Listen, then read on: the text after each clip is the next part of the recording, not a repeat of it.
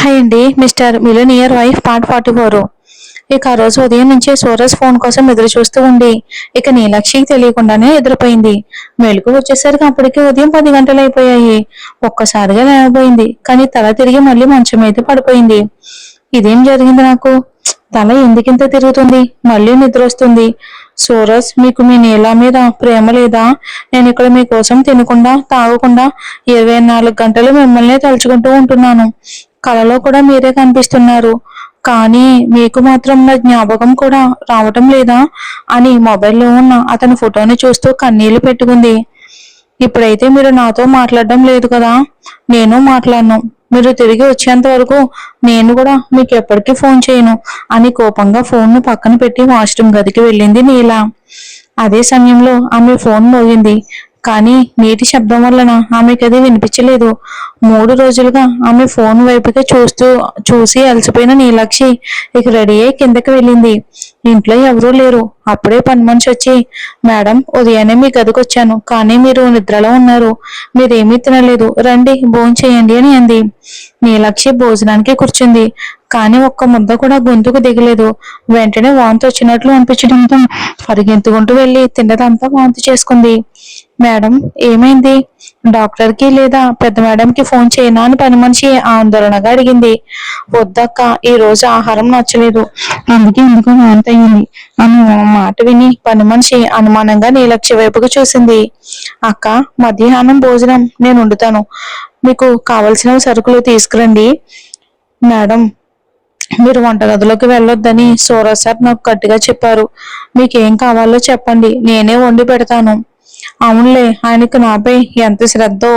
వెళ్ళినప్పటి నుంచి ఒకసారి కూడా ఫోన్ చేయలేదు, నేను చేసిన ఫోన్ కూడా ఎత్తలేదు. ఆయన రానివ్వండి, అప్పుడు చెప్తాను అని మనసులోనే సూరజ్ పై అలక పెట్టుకుంది. మేడం, మీరు రెస్ట్ తీసుకోండి, నేను అన్ని చేసిస్తాను.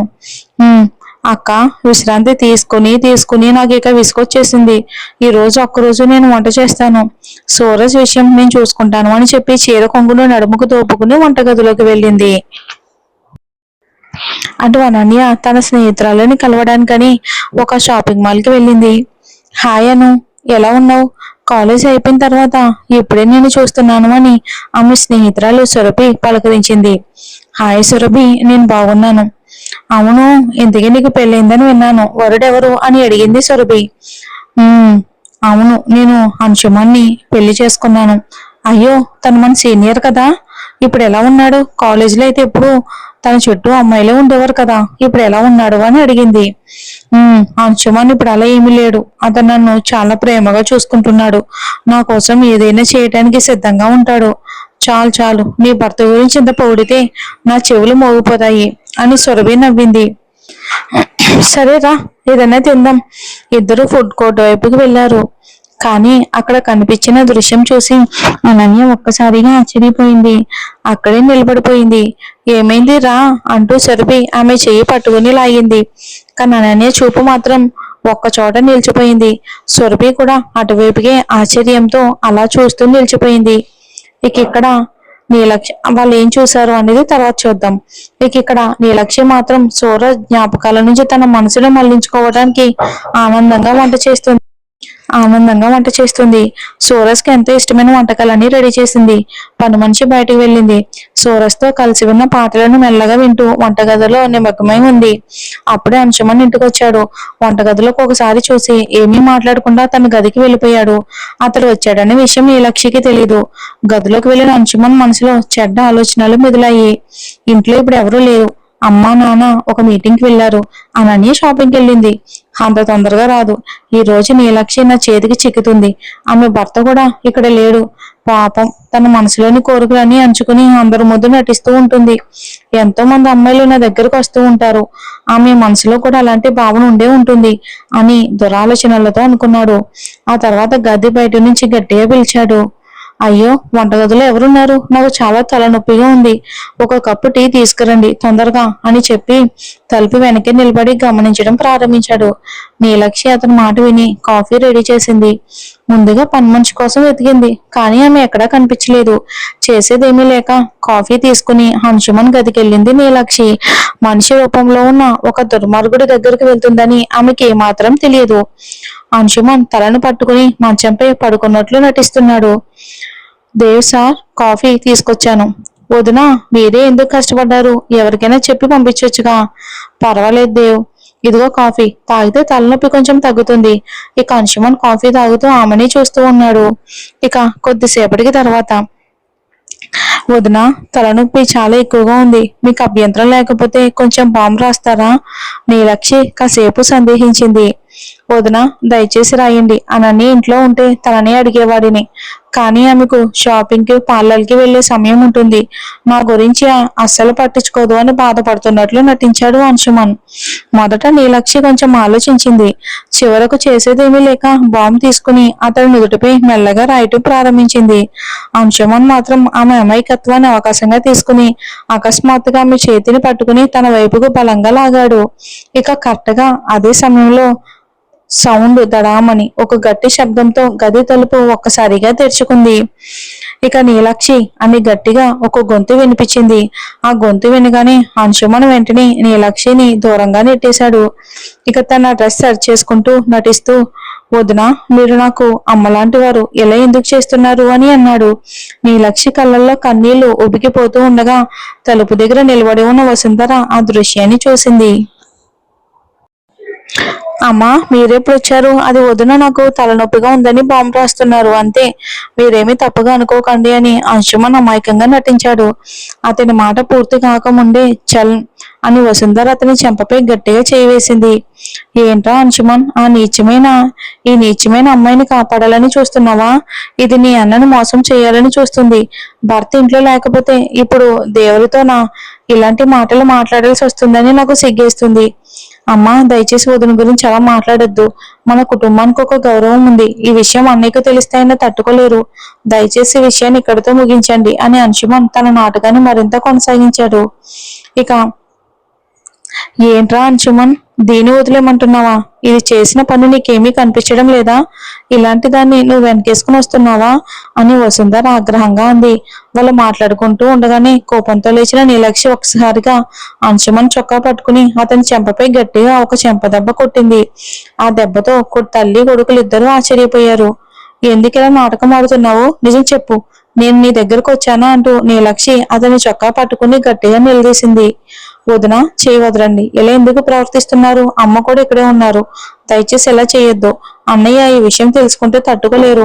ఆయనకు మీ మీద ఎంత ప్రేమ ఉందో మీకే తెలుసు అని అంశుమన్ మళ్ళీ అమాయకుల్లా నటించాడు. అతని మాటలు వినగానే వసుంధర కోపంతో నీలక్షి చెంపలపై వరుసగా దెబ్బలు కొట్టింది. ఆ తర్వాత ఆవేశంతో తన జుట్టు పట్టుకుని లాగుతూ కొట్టడం ప్రారంభించింది. నా కళ్ళ ముందే నా కొడుకుపై చేయి చేసుకునేందుకు నీకు ఎంత ధైర్యం? అతనికి తిరిగి నిన్ను తోసేయడం రాదనుకుంటున్నావా? నువ్వు తన అన్నయ్య భార్యవని గౌరవిస్తున్నాడు, కానీ నువ్వు మాత్రం ఎంత నీచంగా ప్రవర్తిస్తున్నావు. ఆవేశంతో ఆమె నీలక్షిని తీవ్రంగా అవమానించే మాటలు మాట్లాడింది.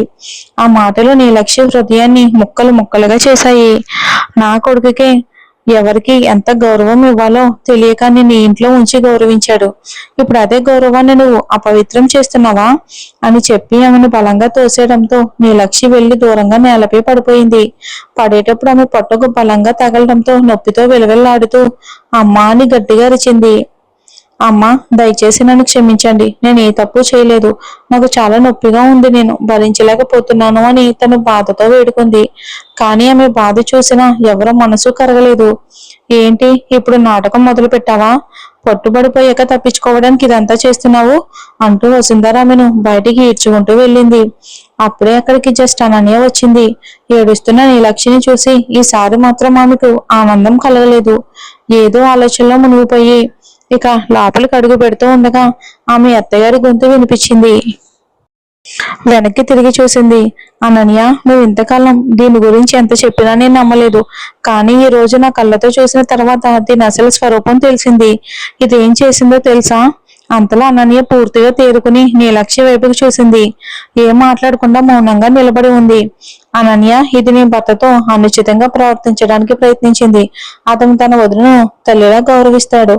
కానీ ఇది మాత్రం తన తన దేవుణ్ణు భర్తగా చూడటం మొదలుపెట్టింది. అత్తగారు మాటలు విని అనన్య కోపంగా నీలక్ష్య వైపుకు చూసి ఒక్క మాట కూడా మాట్లాడకుండా తన గది వైపుకు నడిచిపోయింది. అనన్య అలా స్పందిస్తుందని అంశుమన్ వసుంధర ఇద్దరూ ఊహించలేదు. ఇక నీలక్ష్య ఏడ్చి ఏడ్చి మొహం మొత్తం వాచిపోయి నిస్సహాయంగా అక్కడే కూర్చుని కనిపించింది. ఆమె పరిస్థితి చూసిన వారు ఎవరికైనా జాలి కలిగేలా పని వాళ్ళందరినీ పిలిచి వసుంధర గట్టిగా చెప్పింది, ఇప్పటి నుంచి ఇది స్టోర్ రూమ్ లో ఉంటుంది. సూరజ్ వచ్చి దీని గురించి నిర్ణయం తీసుకున్న వరకు ఈ ఇంట్లో ఒక పని మనిషిలో పని చేయాలి. దీనిపై జాలిపడి ఎవరైనా హెల్ప్ చేస్తే ఆ క్షణం నుంచి ఇంట్లో వాళ్ళకి ఉద్యోగం ఉండదు అని చెప్పి ఆమె తన గదిలోకి వెళ్ళిపోయింది. ఇక అనన్య కోపంగా తన గదిలోకి వెళ్ళింది. ఆమె వెనుకనే అంశుమన్ కూడా వచ్చాడు. అను, నీ లక్ష్య వద్దును ఎలా చేస్తారని నేను ఎప్పుడూ అనుకోలేదు. ఛీ, ఆమె ఎందుకు ఎలా ప్రవర్తించారో అర్థం కావట్లేదు. అతని మాట పూర్తి అవ్వక ముందే ఇక చెల్లమని అనని అతని చెంపపై గట్టిగా ఒక చెంపదెబ్బ కొట్టింది. నీ లక్ష్య గురించి నువ్వు ఏదైనా చెప్పినా నేను నమ్మేదాన్ని, కానీ ఆమె శీలం గురించి ఒక మాట కూడా మాట్లాడుకో. ఈ రోజు నీ అసలు స్వరూపం నాకు పూర్తిగా తెలిసిపోయింది. మా అమ్మ నీ గురించి చెప్పినప్పుడు నేను నమ్మలేదు, కానీ ఈ రోజు నువ్వు మరో అమ్మాయితో ఆ విషయం నా నోటితో చెప్పాలంటేనే నాకు సిగ్గేస్తుంది. అసలు విషయం ఏంటంటే అనన్య తన స్నేహితురాలతో కలిసి మాల్కు వెళ్ళినప్పుడు అంశుమన్ వారి అమ్మాయితో చాలా అత్యంత సన్నిహితంగా ఉండడం ఆమె కళ్ళారా చూసింది. నువ్వు ఎంత నీచమైన వాడువో నాకు తెలిసిన తర్వాత నీ గురించి అందరికీ నిజం తెలియటమే మంచిది అని చెప్పి వేగంగా బయటకు వెళ్ళబోయింది.